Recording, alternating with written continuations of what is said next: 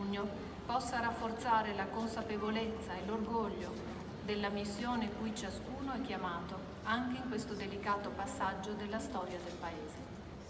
Sergio Mattarella.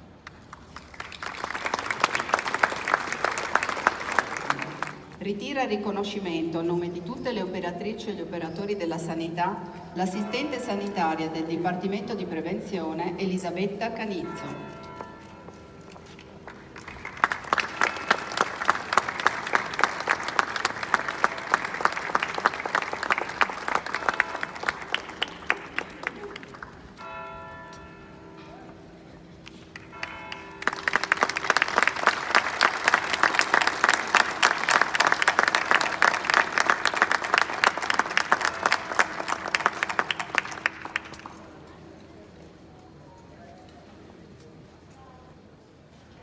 Ed è per questo che come amministrazione comunale, interpretando il sentimento di tutti i cittadini padovani, consegniamo questa targa di riconoscimento per lo straordinario impegno svolto da tutti i sanitari in questi mesi di pandemia.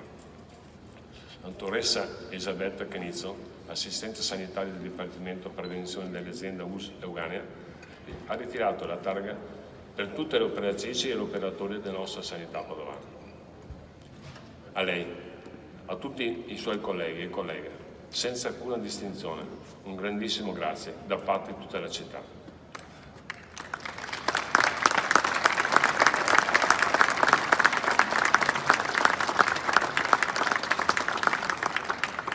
Avete dimostrato, oltre a un'altissima professionalità, un senso del dovere e del sacrificio che avremo sempre come esempio. Ci avete fatto comprendere quanto sia fondamentale il vostro lavoro e quanto sia importante e prezioso il sistema sanitario che protegge le nostre comunità. E oggi, festa della Repubblica, posso dire che voi avete onorato nel modo migliore l'articolo 4 della nostra Costituzione, che tra l'altro afferma che ogni cittadino ha il dovere di svolgere, secondo le proprie possibilità e la propria scelta, un'attività o una funzione che concorra al progresso materiale e spirituale della società.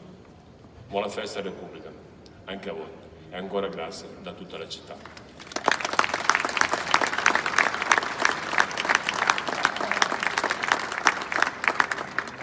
Il Presidente della Provincia di Padova, Fabio Bui, consegna un riconoscimento alla medesima azienda che viene ritirato dall'infermiera Monica Boldrin.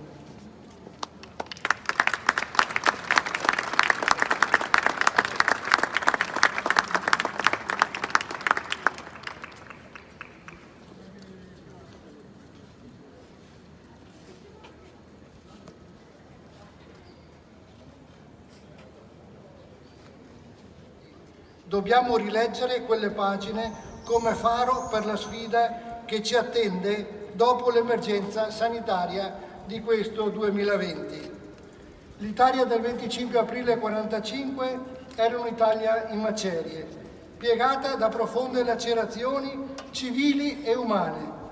Poco più di un anno dopo, il 2 giugno 1946, i cittadini scelsero la Repubblica alla monarchia ed elessero l'Assemblea Costituente, dando il via a un'opera di ricostruzione morale, istituzionale, politica e anche materiale che ci ha regalato decenni di prosperità, ricchezza, libertà ed etica. Non vinsero le logiche da regolamento di conti, vinse l'unità e la voglia di fare. Siamo il paese che uscì in ginocchio dalla guerra, ma è ripartito a testa alta, diventando uno dei fondatori dell'Unione Europea e la settima potenza economica nel mondo. Questa è la nostra storia, una storia scritta dai padri costituenti, ma anche e soprattutto dai cittadini e dalle cittadine che fecero la loro parte in tutti gli ambiti del vivere civile: la scuola, la famiglia, il lavoro, le istituzioni, la sanità. Fu senza dubbio un nuovo rinascimento democratico che, voglio ricordarlo, partì da una grande conquista. Il 2 giugno 1946 segna il primo voto a suffragio universale, il primo voto aperto quindi anche alle donne, che mai avevano potuto esercitare questo diritto prima. Nei ruoli che contano servono menti libere, illuminate e con la schiena dritta, perché dobbiamo evitare che gli aiuti finiscano nelle mani di pochi poteri corrotti, mafie, illegalità. Penso ad esempi come Silvia Curione, giovane PM italiana che a 39 anni è riuscita a scardinare un intero sistema di potere basato su corruzione e intimidazioni. Penso alla sfida della scuola. Per settembre serve un progetto per l'istruzione e l'educazione che non lasci indietro nessuno, dai bambini agli adolescenti. Penso ai cittadini di Vo, che hanno dato ampia prova di fiducia e rispetto civico e meritano un riconoscimento al valor civile. Ci aspettano mesi durissimi, dove ognuno deve fare la sua parte. Moltiplichiamo questi esempi, riprendiamoci l'alto valore delle istituzioni, della storia della Repubblica e dell'etica politica incarnata nella nostra bellissima Costituzione. E rispettiamo le regole per difendere ed onorare gli sforzi dei sanitari, dei medici, di quanti hanno combattuto e perso la vita.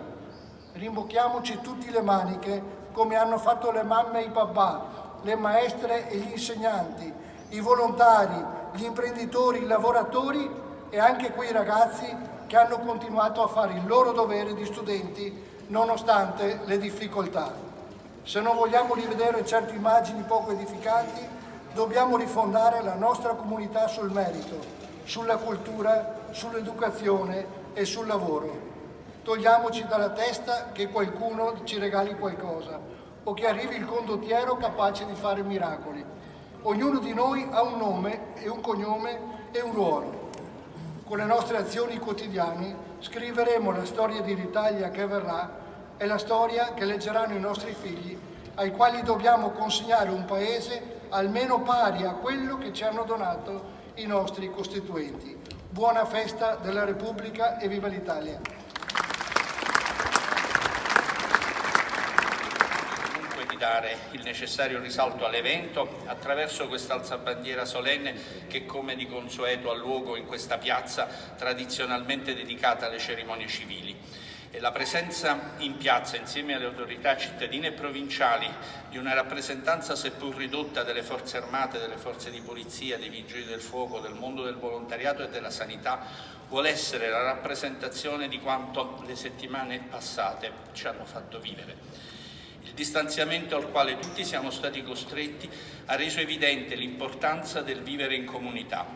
Tutti abbiamo sentito forte la mancanza dei rapporti familiari e sociali, ma allo stesso tempo abbiamo toccato con mano il valore di una comunità unita e coesa che ha messo a disposizione la competenza e la professionalità di quanti hanno operato per la tutela della salute e della sicurezza pubblica, ma anche di quanti con il proprio impegno si sono messi al servizio di coloro che avevano bisogni o difficoltà nel vivere quotidiano. Il valore della coesione e della comunità è quanto la Repubblica persegue e sostiene autonomie e prevede raccordi di unificazione, riconosce diritti inviolabili e principi di solidarietà politica, economica e sociale. Una Costituzione, quella repubblicana, dove il popolo, come ha scritto il Presidente della Corte Costituzionale, non è solo destinatario delle decisioni che riguardano la vita della comunità, ma ne è partecipe e artefice. Una Costituzione dove il popolo emerge in termini plurali, associazioni, minoranze, confessioni religiose, famiglie, scuole, università, sindacati, partiti politici, cooperative e imprese sono tutti soggetti riconosciuti dalla Costituzione che contribuiscono alla vita comune. Le difficoltà delle settimane passate sono state affrontate con grande spirito di coesione tra tutti gli enti, con la necessaria disciplina alle regole sanitarie e la partecipazione di quanti hanno volontariamente offerto il loro impegno per gli altri. I mesi che verranno saranno del calo della produzione e delle vendite e della possibile crisi occupazionale. Sono però al pari sicuro che con la stessa forza e spirito questa provincia ha le risorse umane e imprenditoriali per ricominciare con più spinta e tenacia di prima. A noi tutti spetta il compito di accompagnare e supportare questo cammino, curandoci di non tralasciare coloro che con più difficoltà faticano a rialzarsi. Lo spirito di coesione e di unitarietà di cui l'Italia ha dato prova già in passato e che nella giornata di oggi ricordiamo con la festa della Repubblica ci aiuterà a superare le difficoltà che si manifesteranno. A tutti i cittadini della provincia di Padova va l'augurio di una proficua ripresa e di un futuro sereno. Buona festa della Repubblica, viva l'Italia!